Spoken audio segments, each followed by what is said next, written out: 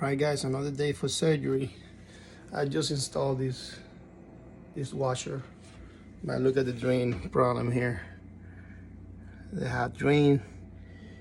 This one is pitching the wrong way, it's pitching down. And this one has this P-trap on it. All bent and causing a lot of smells in the pipe. Right here, you see, it's pitching down, and right here has this type of P-trap. Look how is the inside of that pipe. Oh, let me see once again. You see? Oh, I cannot. It's almost full of grease and stuff due to not be draining properly. So I came for the dishwasher.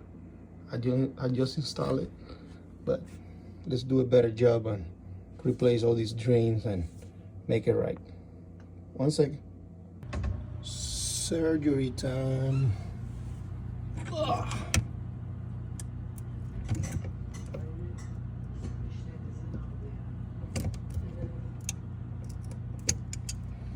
One second. Couple more knocks.